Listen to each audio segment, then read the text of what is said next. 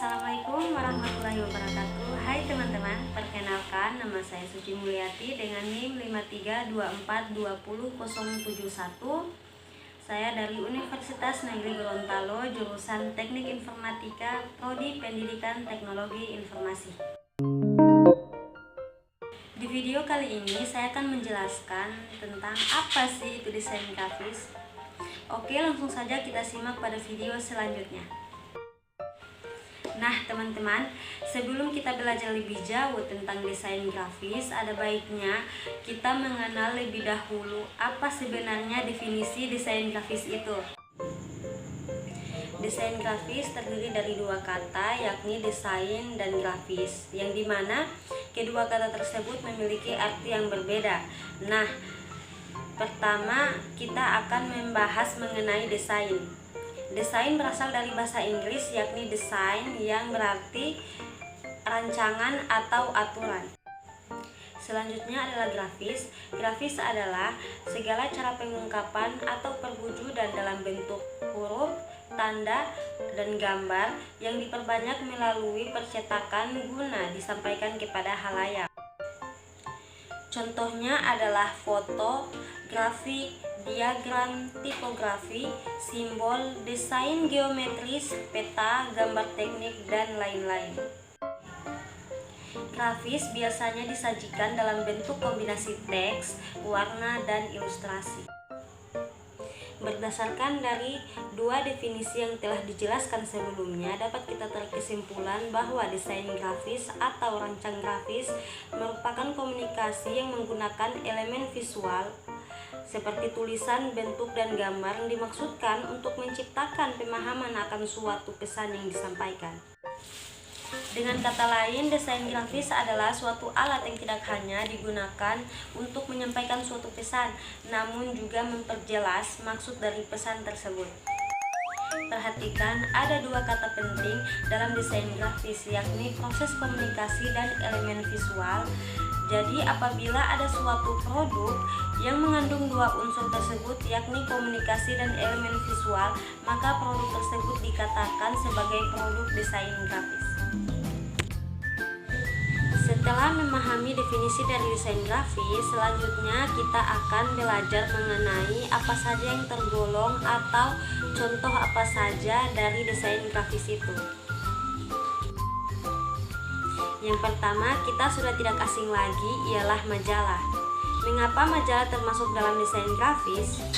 Nah, kita ingat kembali dari definisi desain grafis, yakni proses komunikasi menggunakan elemen visual seperti tulisan, gambar, bentuk yang dimaksudkan untuk menciptakan pemahaman akan suatu kesan yang disampaikan. Apakah majalah berperan dalam komunikasi? Jelas, karena fungsi majalah adalah untuk menyampaikan suatu berita atau informasi lainnya dari narasumber kepada pembaca. Kemudian, apakah majalah terdapat elemen visual? Jawabannya iya, dikarenakan di dalam majalah tidak hanya terdapat tulisan melainkan gambar dan lain sebagainya. Contoh berikutnya yaitu desain kemasan. Fungsi utama diterapkannya desain grafis dalam desain kemasan selain untuk mempercantik tampilan kemasan, tetapi juga membantu pembeli untuk mengenali informasi produk, misalnya dilihat dari merek, deskripsi produk, komposisi, petunjuk pemakaian, kandungan gizi, dan lain sebagainya. Contoh selanjutnya dari desain grafis yaitu logo. Logo adalah sebuah gambar grafis atau bisa saja hanya sebuah sketsa yang dibuat untuk keperluan tertentu. Biasanya, logo mempunyai visi dan misi dari yang diwakilinya. Bisa jadi itu dari sebuah perusahaan, sebuah organisasi, sebuah produk, atau bahkan sebuah negara. Nah, setelah logo ada poster. Poster merupakan media publikasi yang terdiri dari tulisan, gambar, atau bahkan kombinasi antara keduanya yang tujuannya untuk menyampaikan informasi. Poster biasanya ditempel di tempat-tempat umum yang wilayahnya strategis. Lalu ada brosur. Brosur adalah alat untuk mempromosikan barang atau jasa yang terbuat dari kertas yang di dalamnya berisi sejumlah informasi mengenai jasa ataupun produk tersebut. Cara penyampaiannya biasanya dibagikan secara gratis. Selanjutnya ada pamflet. Pamflet adalah suatu lembaran berbahan kertas yang bertujuan memberikan informasi kepada pembacanya, dan biasanya topiknya terfokus pada satu hal, misalnya buku petunjuk, informasi jadwal kegiatan, dan lain sebagainya, yang umumnya isinya lebih ringkas dan padat dibandingkan dengan brosur. Pamflet umumnya memiliki satu topik dengan informasi langsung yang bertujuan untuk membuat pembaca memahami topik dengan mudah. Nah, itulah sebabnya mengapa pamflet biasanya digunakan untuk memberi informasi dan tidak untuk melakukan penjualan langsung yang merupakan fungsi dari brosur. Contoh desain grafis selanjutnya ada banner.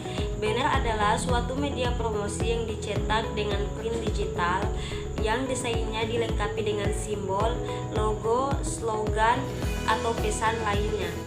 Banner sendiri lebih banyak digunakan untuk kebutuhan indoor seperti pada sebuah event dalam mall, perkantoran, dan lain sebagainya. Selanjutnya ada spanduk. Fungsi spanduk hampir sama dengan banner.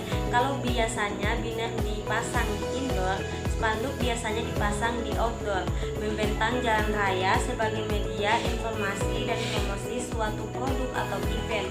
Kadang pula spanduk dipasang di gerbang sekolah, kantor, atau di dinding toko. Berikutnya ada baliho. Baliho adalah suatu sarana atau media berpromosi yang memiliki unsur memberitakan informasi event atau kegiatan yang berhubungan langsung dengan masyarakat luas. Itulah video singkat dari saya. Mohon maaf jika ada kekurangan. I think makan kepiting. Thank you for everything.